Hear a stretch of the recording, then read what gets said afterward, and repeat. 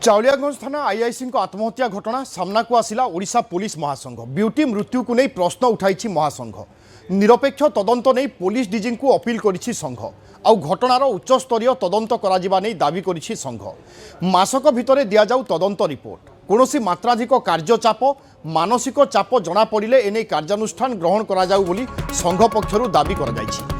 अति कम्रे ब्यूटी महांती भली जड़े दक्ष महिला अफिसर मृत्युर सत्य उन्मोचन करने पुलिस डीजी पाखरे दाबी करिछि ओडिशा पुलिस महासंघ।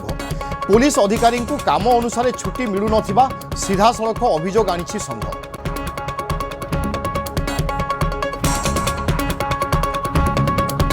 ओडिशा पुलिस एसोसिएशन पक्षरु राज्य सरकार और पुलिस महानिर्देशन निकटरे किछि दाबी रही।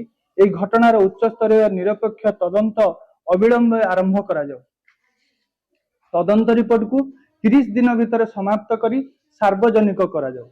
तदंतर जदि कोनोसी व्यक्ति प्रशासनिक अवहेला अजथा कार्यचाप मानसिक निर्यातना किंबा अन्य कोनोसी कारण दायी बोली प्रमाणित हुए तेबे आईन अनुसार कठोर कार्यानुष्ठान ग्रहण करबे। आज पुलिस कर्मचारी और अधिकारी मानक दिन राति छुट्टी दिन बिना परिवार ठारू दूरेई रहिबा आईन श्रृंखला पर्वपर्वाणी वीआईपी ड्यूटी अपराध नियंत्रण जनसेवार अविरत दायित्व मध्य अनेक समय शारीरिक और मानसिक चाप अत्यधिक बढ़ी जाइछि।